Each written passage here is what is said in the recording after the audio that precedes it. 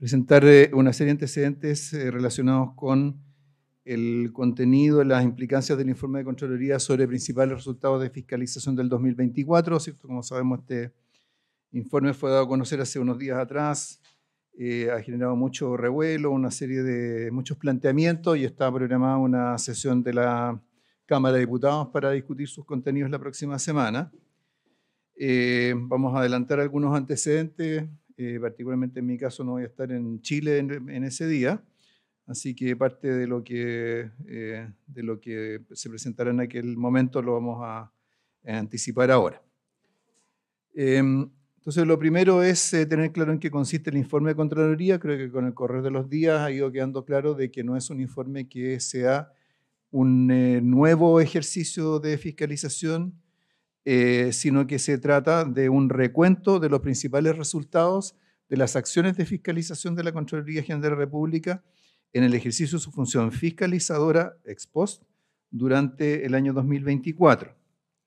Estos informes se vienen publicando desde el 2016 como producto de un convenio con la Cámara de Diputados y todas las ediciones anteriores se pueden encontrar en el sitio web de la Contraloría. En este caso en particular, en este informe 2024, el informe considera 792 informes de fiscalización de distinta naturaleza que se publicaron o se despacharon entre el 1 de abril del 2024 y el 31 de marzo del 2025. O sea, aquí una cosa importante es que la fecha, o sea, cuando se habla de 2024, no quiere decir que se refiera a acciones públicas que ocurrieron durante el mismo 2024 y que fueron fiscalizadas, sino que son los informes que evacuó la Contraloría de materias que fiscalizó que corresponden a años, a periodos anteriores. Siempre esto se hace hacia atrás porque es control ex post. Dado que esta ventana temporal se refiere a la fecha de publicación de los informes, las auditorías que se informan fiscalizan hechos ocurridos hasta el 31 de diciembre del 2023 y anteriores, pueden ser varios años para atrás. Este aspecto destaca la naturaleza retrospectiva y acumulativa de varias observaciones. En muchos casos hay fiscalizaciones que se han hecho a materias que ya se habían fiscalizado previamente, y que, a las cuales si no se dio una respuesta adecuada en su momento, entonces se suma, ¿cierto? Al momento de dimensionar o ponerle una cifra en pesos, se suman cifras de varios años. Acá en esta lámina, ¿cierto? Vemos, para entender mejor cómo funciona el tema del control, las acciones de control externo de la Contraloría abarcan varias modalidades, auditoría en primer lugar, sobre cumplimiento financiero, también lo que se llama 3E, eficiencia, eficacia y economicidad. Hay investigaciones especiales que encarga, resuelve realizar la Contraloría. Hay inspecciones de obra pública, exámenes de cuentas y consolidación de información circularizada o SIC. ¿Ya? Esto es el tipo de acciones de fiscalización que realiza la Contraloría y que están todas resumidas en este informe, en estos 792 informes. ¿Ya? Ahora, el ciclo de control contempla en general una etapa de investigación, reportes que se remiten a los servicios públicos y respuestas y acciones de los propios servicios. Entonces ahí se ve allá abajo, ¿cierto? Una secuencia que va desde la preparación, el diseño, los objetivos de una auditoría, ¿cierto? Una auditoría no parte así de una pregunta amplia, sino que lo que busca es focalizarse en una determinada materia, actividades mismas de la auditoría, ejecución en terreno, análisis de la información, un preinforme que detalla antecedentes, alcances, metodología, la respuesta del servicio a ese preinforme, el cierre y resultado de la auditoría con las observaciones que se levantan, subsanan o mantienen, establece instrucciones, medidas correctivas, proposiciones, etc., y un informe final con los antecedentes generales al alcance del alcance de la auditoría, metodología utilizada y los resultados. El informe que publicó la Contraloría se focaliza en las acciones de fiscalización, no así en las respuestas de los servicios. Solo hay una referencia general en los últimos párrafos a el número de casos o el número de recomendaciones en las cuales al cierre del informe había una respuesta. Sin embargo, como vamos a ver acá, el seguimiento a las acciones de fiscalización en el sector público no solo deben realizarlo los servicios en particular, sino que esto es monitoreado por los auditores internos y resumido por el Consejo de Auditoría General de Gobierno. Esto en ese gráfico se ve ahí el ciclo que se sigue, las recomendaciones del Consejo de Auditoría Interna, que a través de la red de auditores internos recopila todas las respuestas a las acciones de fiscalización interna y externa de los servicios públicos, o sea, no solamente la fiscalización de la Contraloría General de la República, que es un control externo, sino que también a los controles internos que realizan los propios auditores. Todo eso se resume en un informe de seguimiento de los hallazgos de mayor criticidad con indicación de su recurrencia, publicación que está en la página web del Consejo de Auditoría General de Gobierno. ¿Ya? Explicado todo ese proceso, entonces, ¿qué es lo que vemos en relación al informe mismo del 2024? Primero, ¿cierto? Lo que se puede ver cuando uno analiza el conjunto de los informes que se han emitido por la Contraloría de esta misma naturaleza a través del tiempo, lo que uno ve es que estos fueron ascendiendo en términos del volumen de recursos asociados a observaciones que efectuó la Contraloría. Eso va subiendo hasta el año 2021 y de ahí comienza a bajar. Y este año 2024 no solamente ese volumen equivale más o menos a la cuarta parte de lo que se observó en el 2021, sino que es equivalente más o menos a lo que se encontraba en los informes del 2018 o 2019. Ahora, estas acciones de fiscalización son a todas las entidades públicas. ¿Ah? Entonces, como vemos en este cuadro, en esta lámina, aproximadamente el 70% de las fiscalizaciones corresponden a instituciones del gobierno central y el otro 31% corresponde a municipios y gobiernos regionales. Entonces ahí vemos esas proporciones y además dentro del gobierno central, ¿cierto? Si tomamos como 100% solo el gobierno central, de eso más o menos cerca de un 20% corresponde a instituciones que cuentan con sistemas de control distintos de los servicios públicos, por ejemplo el caso de Carabineros o el caso de las Fuerzas Armadas. Entonces pasamos del 100%, ¿cierto? Del total de lo que fiscalizó la Contraloría, de eso un 70% corresponde al gobierno central y dentro de eso hay una quinta parte que corresponde a instituciones que tienen sistemas propios de auditoría o de control. Ahora, luego luego pasamos a analizar qué es lo que se observa, cuáles son las materias que son objetos de observaciones en los informes de la Contraloría. Entonces, estos corresponden a diversas materias. Hay temas que tienen que ver con errores contables, un gasto que se registró en un ítem que no correspondía y que debe ser reclasificado.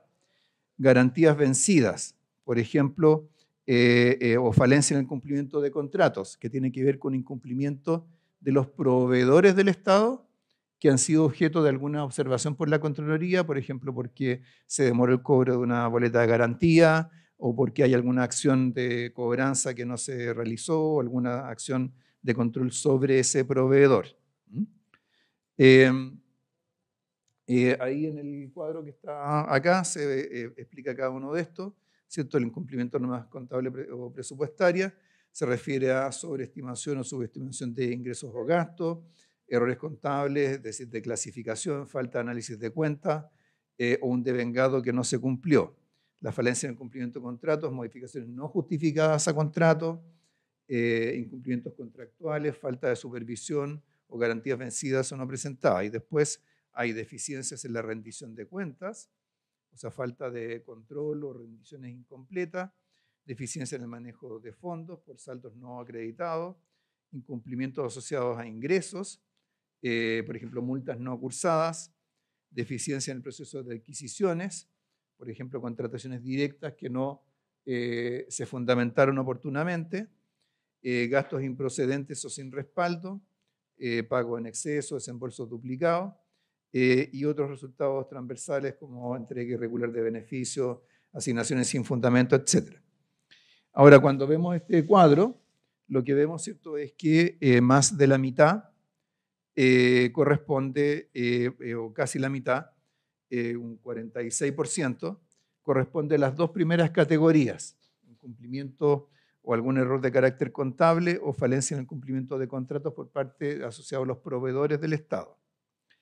Estas cosas, ¿cierto? Esto, ¿por qué lo desagregamos de esta manera? No solo para entender el contenido de las auditorías, sino que para relacionarlo con el tipo de implicancias que algunos han querido leer en este informe, que es decir, aquí hay recursos que se perdieron, y si no se perdieran se podrían gastar o se podrían usar para financiar rebajas de impuestos.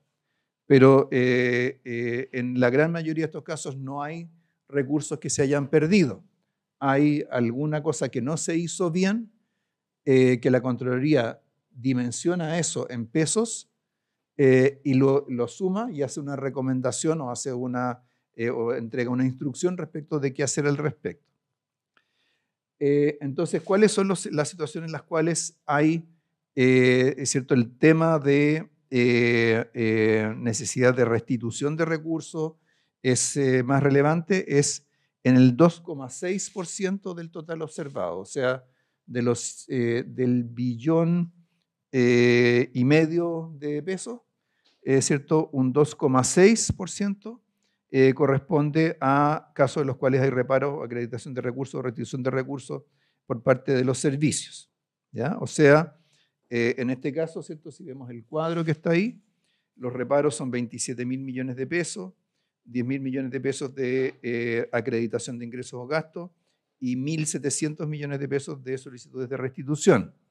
Muy distinto del billón 500.000, o sea, estamos hablando, ¿cierto? Cuando hablamos de solicitudes de restitución, hay que quitarle 6 ceros, me parece, a la cifra para llegar, o agregarle 6 ceros para compararlo, ¿cierto?, con la cifra global. Ahora ahí en el mismo cuadro se señala casos en los cuales hay procedimientos disciplinarios, se recomiendan procedimientos disciplinarios instituidos por el servicio o por la Contraloría, remisiones o denuncias a otras entidades, investigaciones sumarias por una norma en particular, ¿ya? Entonces, del total de reparos, además, del total de reparos, acreditación y restitución, un 31% corresponde a municipios, un 69%, un 74% corresponde a municipios y el 31%, perdón, a ver,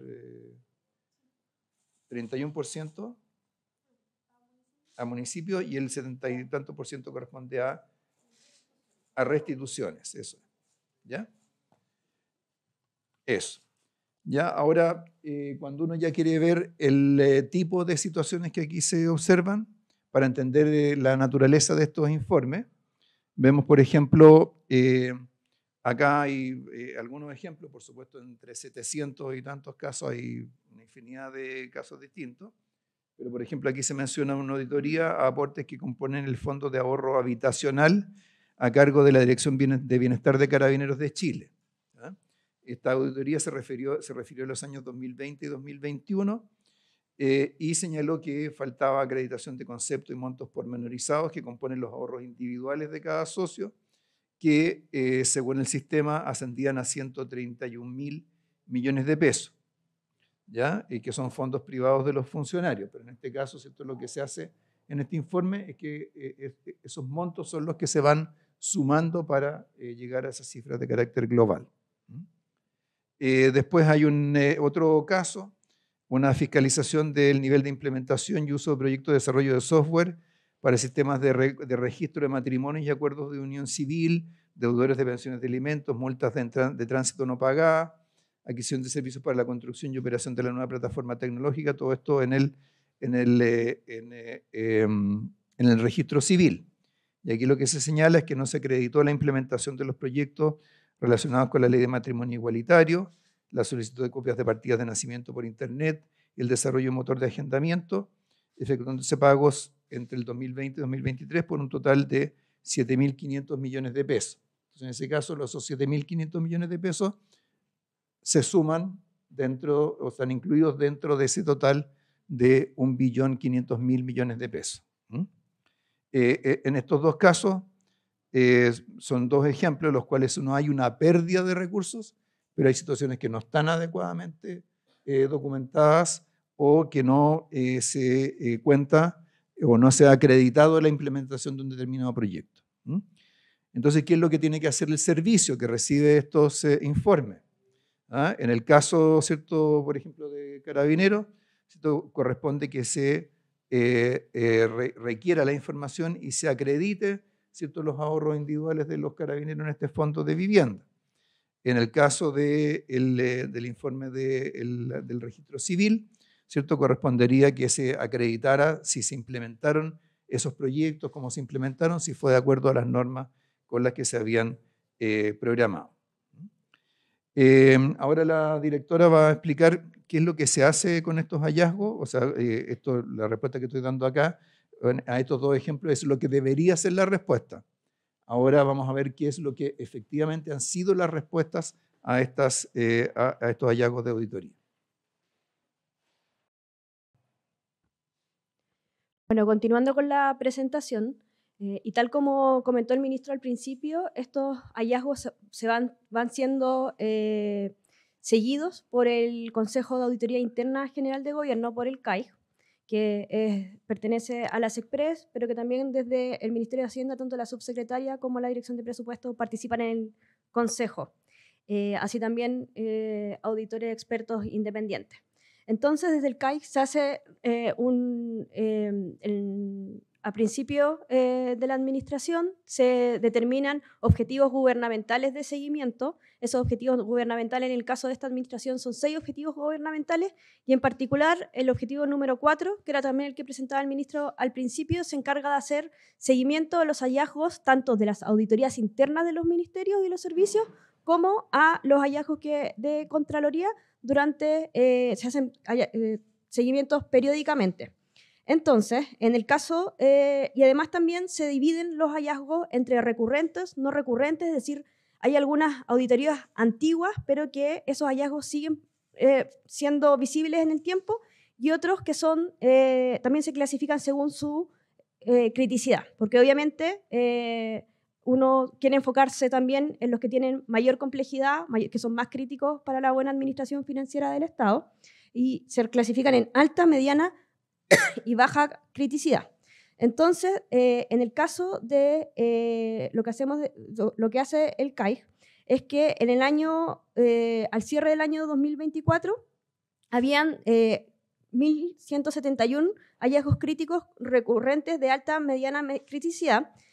Al cierre del año 2023 son 1.040 y al cierre del año 2022 son 2.396. Es decir, tuvimos en el año 2022 mayores hallazgos de recurrentes de alta y mediana criticidad, luego bajaron y luego han aumentado en el margen en el año 2024. La totalidad de esos hallazgos en el tiempo son de 4.600. Y cuando uno se pregunta de dónde vienen estos hallazgos, o sea, cómo la Auditoría General de Gobierno encuentra estos hallazgos, se encuentran desde las auditorías internas, porque las auditorías internas tienen que reportar alguna información mensualmente, otra trimestralmente, otra semestralmente y otra de manera anual al CAIG, y a un 11% de los hallazgos propios de la Contraloría, como por ejemplo de los que viene de los distintos productos que tiene la Contraloría de información. Además también hay el restante también viene directamente desde hallazgos que puede tener el CAIG u otros organismos. Esto es importante porque creo que hay que recordar siempre que está la fiscalización que hace la Contraloría, pero además también cada servicio tiene que contar con su propia auditoría interna y el proyecto que se está hoy día tramitando en el Congreso lo que hace es fortalecer esa auditoría interna en términos del sistema total de auditoría interna del gobierno, pero también de la independencia de esos auditores internos. Luego, con respecto también, y lo que se hace es seguir el tiempo de hallazgo, el tiempo de observación del hallazgo. Entonces, cuando miramos de estos 4.600 hallazgos, se comprometen alrededor de 1.580 compromisos relacionados con esos hallazgos, y el 31% de aquellos vienen del año 2019, por eso son recurrentes, o sea, desde antes del 2019 en realidad. Luego el 28% entre el año 2020 y el año 2021 y el resto del año 2022 en adelante. Y además también anualmente se presenta y se envía a las autoridades también pertinente la implementación de estos servicios, que es de estos compromisos, que es lo que vemos en la tabla. Por cada nivel de avance, que va del 100 al 0%, y según el estado, si son hallazgos críticos de alta complejidad o de media complejidad, se va reportando por cada uno de los servicios, tanto a las autoridades de cada servicio como también a las autoridades centrales de la administración. Además también, en ese mismo ejercicio que estábamos viendo, que revisaba y dividía según avance y tipo de criticidad, también se hace según año. Entonces observamos que además del análisis revisamos cuán antiguos o cuán nuevos son los distintos hallazgos. Luego también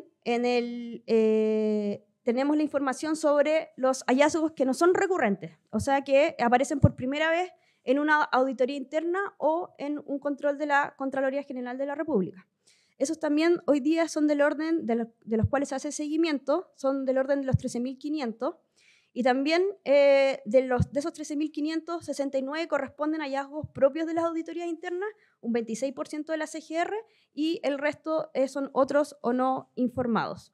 Tal como lo mostró el ministro al principio, en el flujo que tiene el CAIG, estos hallazgos se van reportando de los servicios tienen compromisos asociados a ellos, el CAIG revisa que esos compromisos se vayan cumpliendo o no se vayan cumpliendo. ¿Qué pasa cuando sostenidamente no se va cumpliendo? Por ejemplo, puede haber una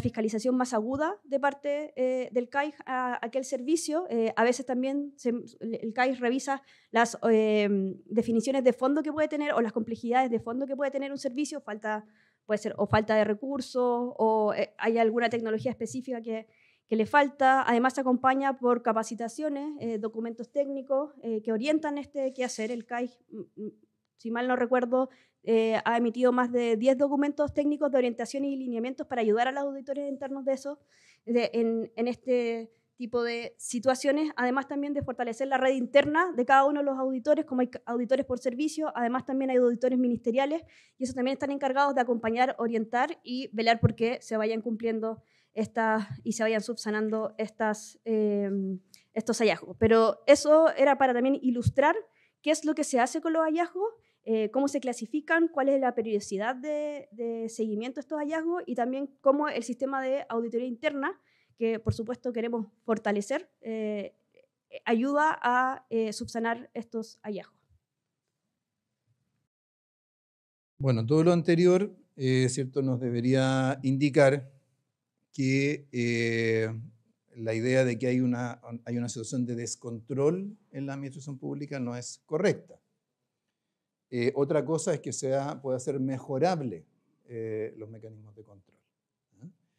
Y en esto hay varios temas que deberían contribuir a fortalecer el ambiente de control en el sector público. Los primeros tienen que ver con proyectos de ley en tramitación, ¿cierto?, que es la tramitación del proyecto de crear el Servicio de Auditoría Interna General de Gobierno. Ese proyecto se ingresó ya hace bastante tiempo, se despachó en segundo trámite constitucional a fines del año pasado, fue a tercer trámite, está en una comisión mixta desde principios de este año, o sea, lleva prácticamente 6 meses en una comisión mixta. Pero resuelto y votado el informe de la comisión mixta, cosa que debería ocurrir este mes, entonces concluiría la tramitación de este proyecto, que es muy importante porque le da cierta fortaleza institucional y mayor capacidad y facultades a la auditoría interna. En toda organización, ¿cierto? Es importante que haya un control externo, pero también es importante que haya un control interno. El control interno es para apoyar la gestión de las organizaciones. Y hay que decir, a propósito de una discusión que tuvo lugar hace algún tiempo atrás, la manera en que está definido el tema de auditoría interna en este proyecto tiene además muchos elementos de cumplimiento, lo que se llama compliance en las organizaciones, en la literatura administrativa, o sea que hay no solamente control interno, sino que también hay compliance. ¿Qué es compliance? Es el cumplimiento de ciertos estándares o ciertas orientaciones a las instituciones, que no necesariamente están en leyes o en reglamentos, pero que sí son orientaciones a cómo éstas deben conducir su gestión. ¿Ya? Entonces, eso es lo primero y es lo que es más inmediato porque está, como decía, en comisión mixta, en tercer trámite constitucional. Luego, la otra materia es reactivar el proyecto de ley sobre regiones más fuertes, porque ese proyecto tiene todo un capítulo dedicado a fortalecer los mecanismos de transparencia y rendición de cuentas de los gobiernos regionales. Recordemos, ¿cierto?, que en esta presentación vimos que hay un número muy importante de observaciones de las fiscalizaciones de la Contraloría que corresponden a gobiernos regionales. Por ejemplo, consagrando la obligatoriedad de contar con un informe de auditoría externa al final de una administración e incrementando los estándares de gestión financiera. Este proyecto está actualmente en la Comisión de Hacienda de la Cámara de Diputados. Se va a renovar la urgencia suma para que este pueda comenzar su votación, en particular una vez despachado el proyecto sobre financiamiento de los estudiantes de la educación superior, que está siendo actualmente tratado por la Comisión. Y por último, en materia de fortalecimiento de la Contraloría, hay una serie de mociones y proyectos de diversa naturaleza que están circulando. En este caso, el gobierno está analizando las propuestas de la Contraloría, particularmente la Secretaría de la Presidencia, y va a dar una respuesta en las próximas semanas a cómo recoger esas observaciones o sugerencias, así como aquellas que han hecho parlamentarios. Eso respecto de proyectos de ley. Y luego, ¿cierto?, lo que uno puede ver en este análisis es que uno quisiera tener un sistema mucho más rápido para vincular observaciones de fiscalizaciones con acciones de los servicios públicos.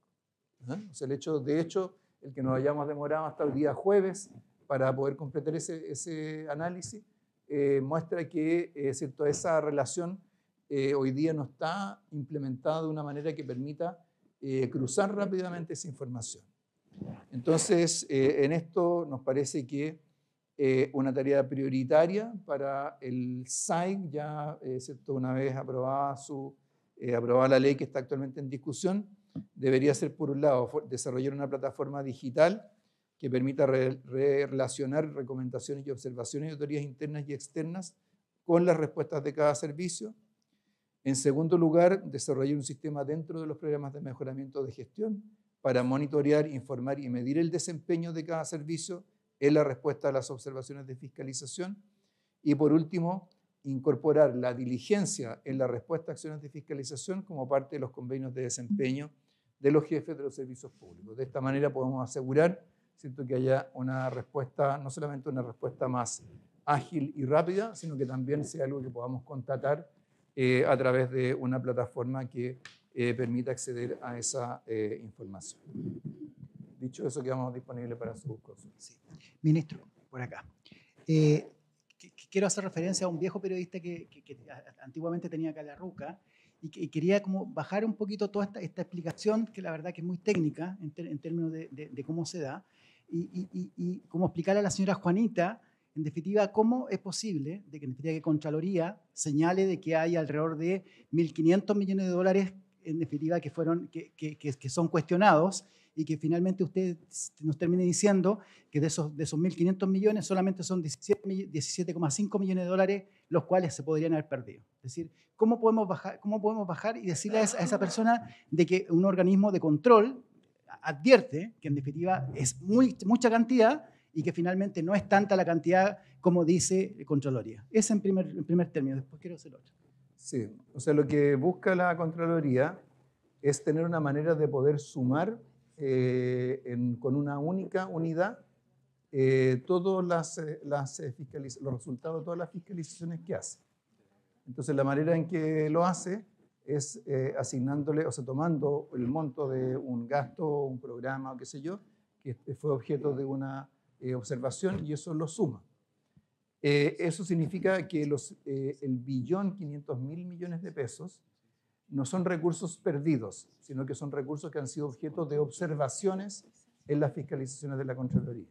Y que la Contraloría le demanda a cada servicio que está involucrado que corrija o actúe frente a las situaciones que se detectaron en esa fiscalización. Entonces, en algún caso puede ser algo de carácter más contable, ¿cierto? Como lo mostramos acá, o hay casos en los cuales, por supuesto, puede haber riesgos de fraude o otra naturaleza. Entonces, los servicios tienen la obligación de actuar frente a esas observaciones. En un caso, en el primer caso, simplemente corrigiendo un registro. En el segundo caso, haciendo un sumario, denunciando, ¿cierto?, los antecedentes a la justicia, si es que hay el riesgo de un delito propiamente tal. ¿Ya? Entonces, ¿por qué estas cifras son tan grandes?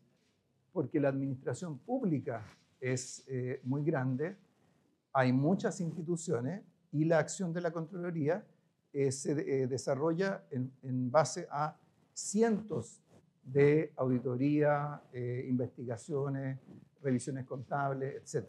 ¿Ya? Entonces, la Contraloría busca resumir todo eso en una cifra y, por supuesto, como siempre ocurre en un promedio, en una suma, siempre se pierde, ¿cierto?, la heterogeneidad de lo que está adentro. ¿Ya? Pero para eso, justamente para eso es importante explicar esta cosa. La Contraloría lo explica en su informe, por lo demás. No es que sea algo que no se entienda. Lo que pasa es que, desgraciadamente, hay muchas personas que han participado en esta discusión que no han leído el informe de la Contraloría.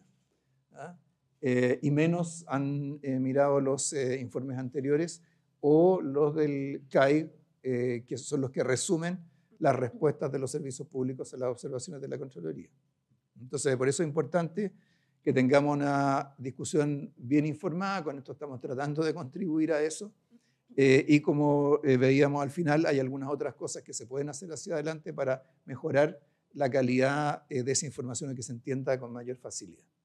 Ministro, muy buenas tardes. Yo quisiera preguntarle por algunas declaraciones o más bien propuestas que han surgido a propósito de este debate, sobre todo en la esfera política se están dando ahora, por declaraciones que dio la presidenta de la CPC respecto de que a propósito de este ajuste del gasto, mayor eficiencia del gasto público, se podría incluso, decía ella, rebajar el impuesto de primera categoría en 3 puntos sin la necesidad de medidas de compensación. Algo bastante interesante de analizar, considerando que la CPC en su inicio estaba de acuerdo con esta reforma, justamente la discusión de la reforma tributaria, y ahora ellos básicamente están diciendo que se podría ejecutar sin medidas de compensación, como era la propuesta del Ejecutivo. Sí, bueno, yo creo que en esa declaración hay una falta de comprensión del contenido de este informe de la Contraloría. Entonces, creo que, ¿cierto?, si se mira más en detalle, ¿cierto?, se va a ver que no es que haya aquí recursos que se perdieron o se malgastaron, sino que hay un conjunto de observaciones, algunas de las cuales son, como decía, de carácter contable, que tienen que ver con proveedores, y otras que tienen que ver con situaciones más graves, ¿cierto?, en las cuales la Contraloría, por ejemplo, exige la restitución de recursos. Entonces, no es ¿cierto?, una situación en la cual haya recursos que se puedan liberar para bajar impuestos. O sea, en todo caso, yo entiendo la observación de la presidenta, siempre en el sentido de que ¿cierto?, una rebaja de impuestos de primera categoría tiene que tener una compensación. Ella vio aquí una posibilidad de compensación, explicado todo esto, se ve que no lo es, pero creo que el que se mantenga ¿cierto? La necesidad de compensar creo que es algo que de todas maneras hay que valorar.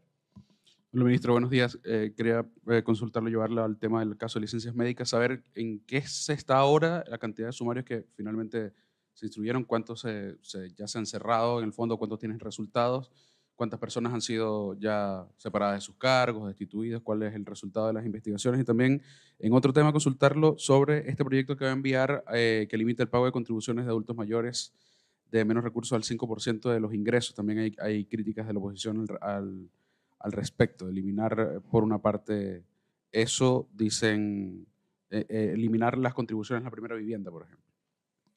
Sí, bueno, respecto a lo primero, muy brevemente vamos a entregar el informe con todos los antecedentes que se han recopilado después de 30 días, de acuerdo a las instrucciones que nosotros dimos, lo vamos a entregar mañana. ¿Ah? Así que mañana va a tener respuesta a todas esas inquietudes. Y respecto al tema de las... ¿Ah? Sí, vamos a hacer un punto de prensa.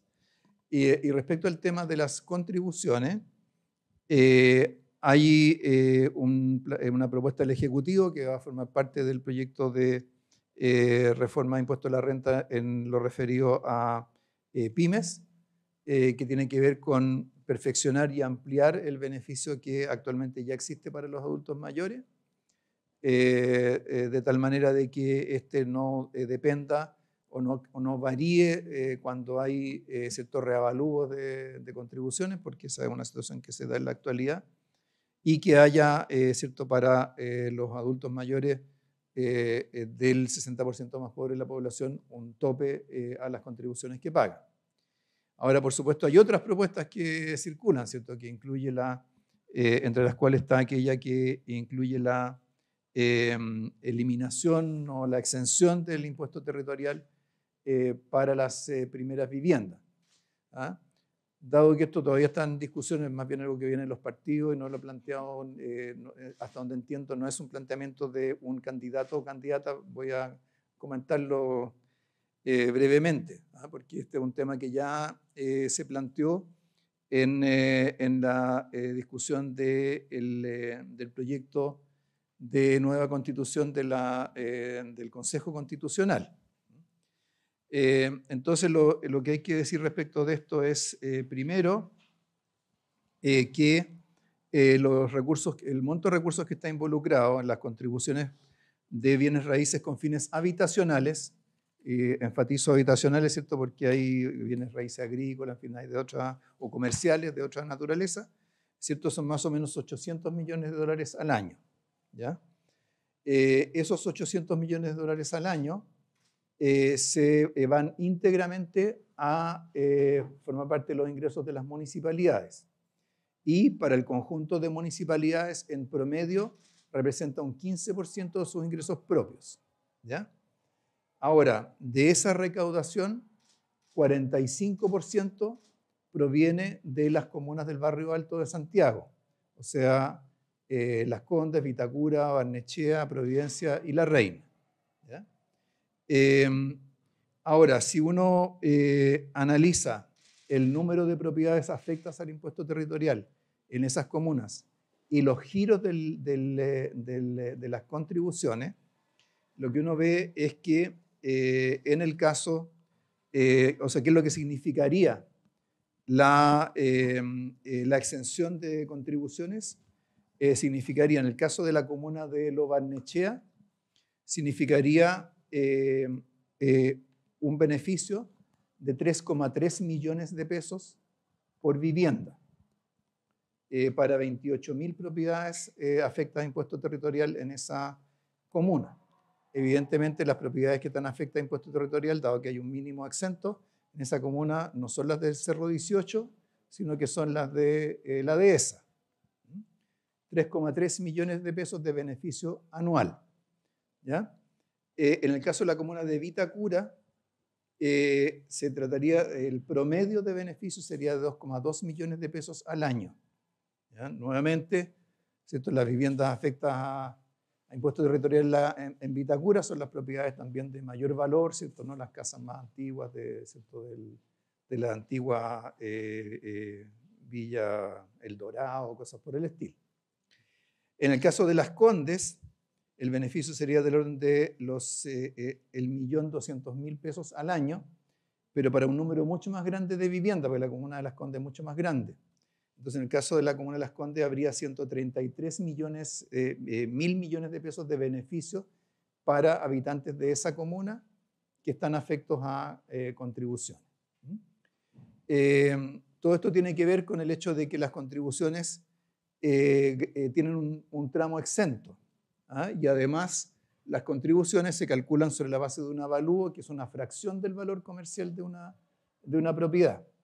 Entonces, creo que el ejemplo lo dio la ministra Echeverri hace unos días atrás. Si uno compara, por ejemplo, una vivienda que tiene un valor comercial de 20.000 UF, o sea, más o menos 800 millones de pesos, el beneficio que recibiría, el beneficio económico que recibiría como producto de esa exención, ¿cierto?, sería cercano a los 2,5, 3 millones de pesos, mientras que una persona de clase media que tiene una vivienda de 3.000 UF, a propósito de que recién, ¿cierto?, se aprobó el subsidio de la tasa de interés, recibiría 0 de beneficio. Entonces, ¿y esto quién lo pagaría? ¿Quién pagaría estos beneficios? O sea, ¿quién pagaría los 3,2 millones de pesos de beneficio para los habitantes de Barnechea? Lo pagaría no la Municipalidad de Barnechea, porque pagaría solamente una parte, sino que lo pagaría las comunas pobres del país, porque las comunas pobres reciben ¿cierto?, una parte de la recaudación del impuesto territorial que se recauda de viviendas del barrio Alto de Santiago. ¿Ah? Entonces, tendríamos una comuna, no sé, una comuna rural en el sur de Chile que vería reducidos sus ingresos, pese a que seguramente todas sus propiedades van a estar exentas de contribuciones, todas sus propiedades habitacionales, pero por el hecho de que haya una exención que lo reciba los propietarios de Barnechea o de Vitacura, va a pagar un costo. Hola, ministro, muy buenas tardes. Yo lo voy a llevar de vuelta al tema del mal uso de las licencias médicas en el sector público.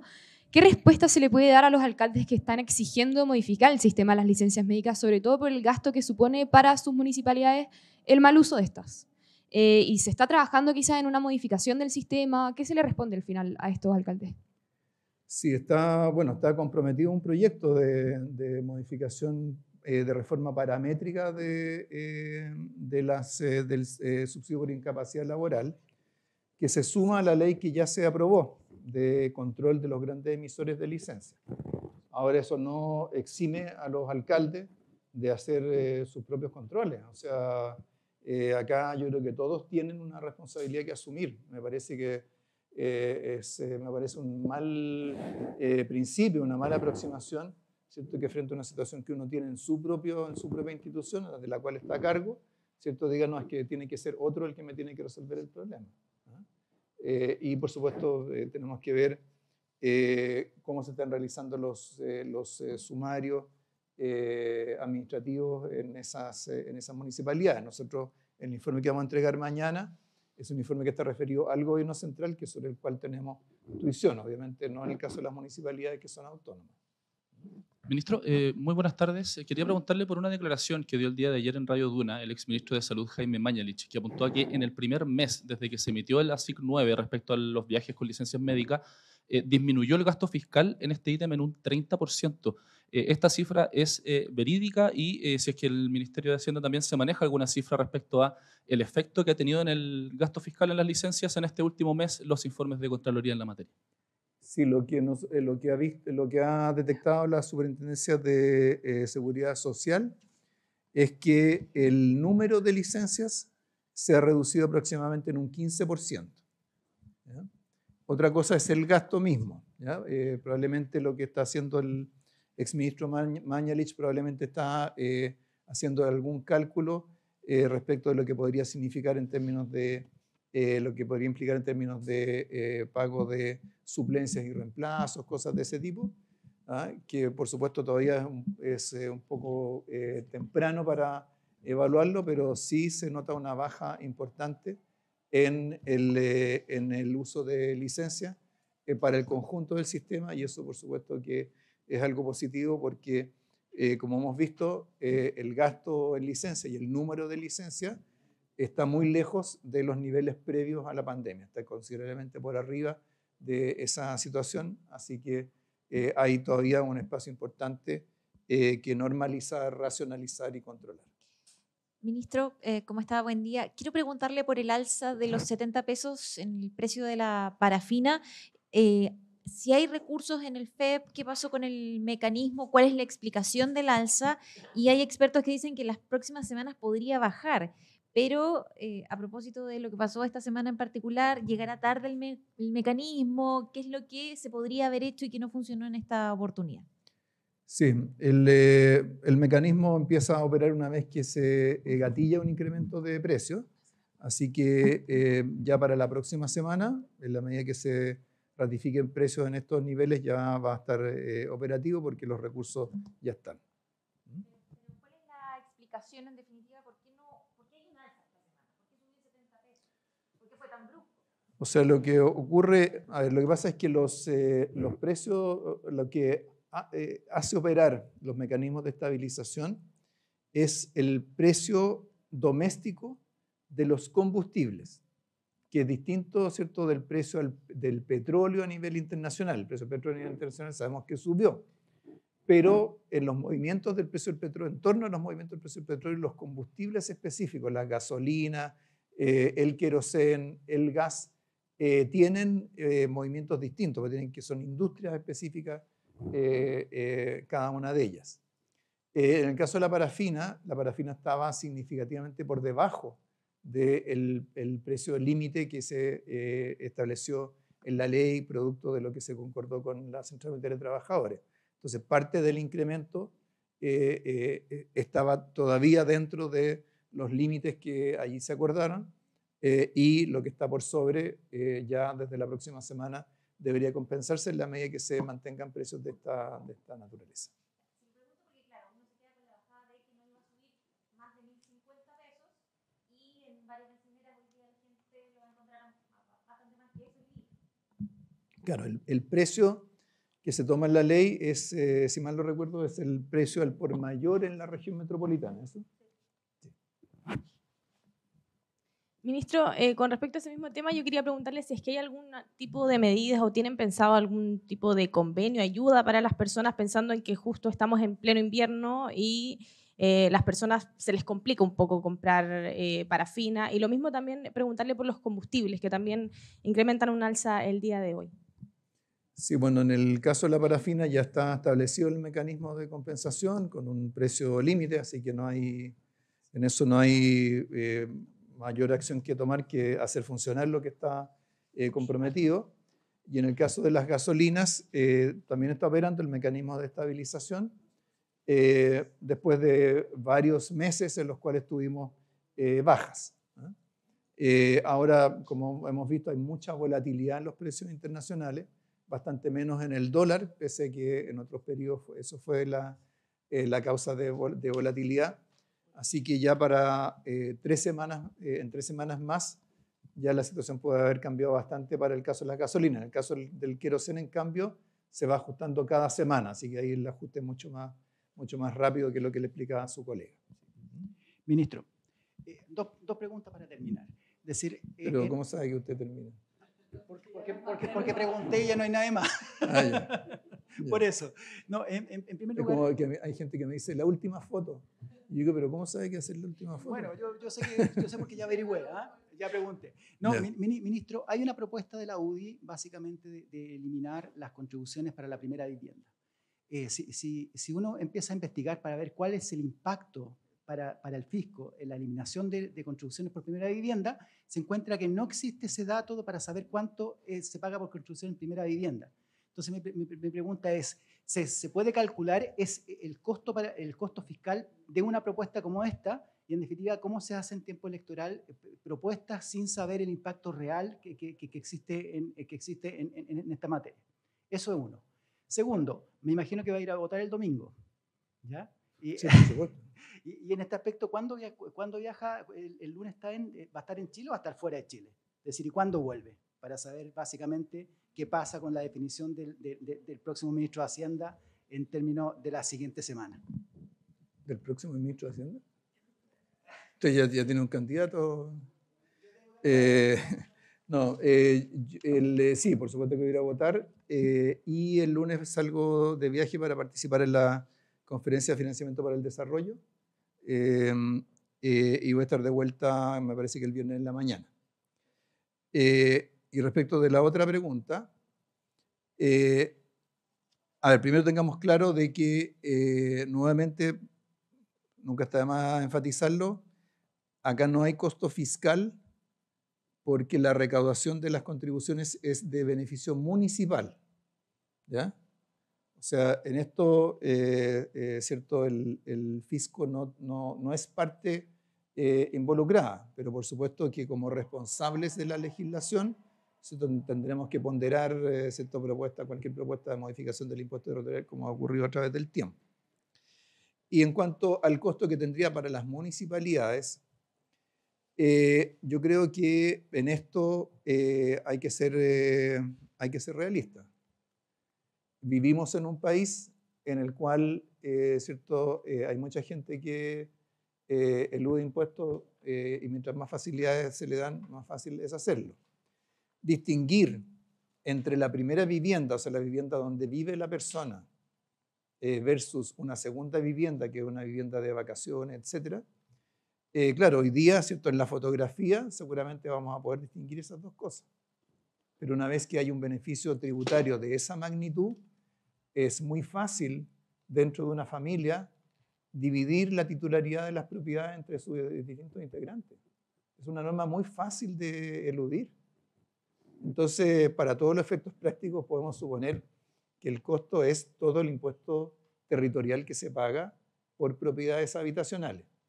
En casos como los que yo cité, de Barnechea, Vitacura, Las Condes, evidentemente en esas comunas no hay muchas casas de vacaciones, donde todas son primeras viviendas. Así que para esas comunas, pues, por lo menos, el cálculo es bastante directo. Es todo lo que se recauda por impuesto territorial por propiedades habitacionales. Ministro, también quería preguntarle con respecto...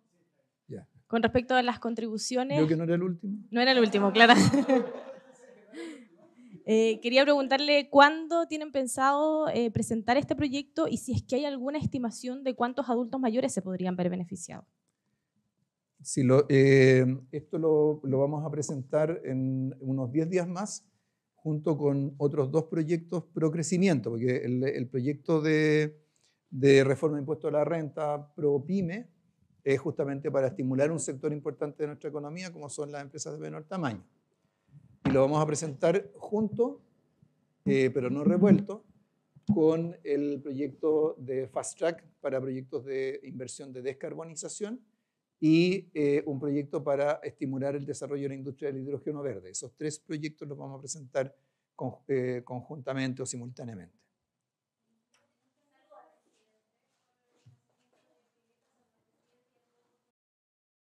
O sea, le mandé un mensaje. Yo creo que en estos momentos a los papás hay que dejarlos tranquilos, que disfruten de su guagua, ¿eh?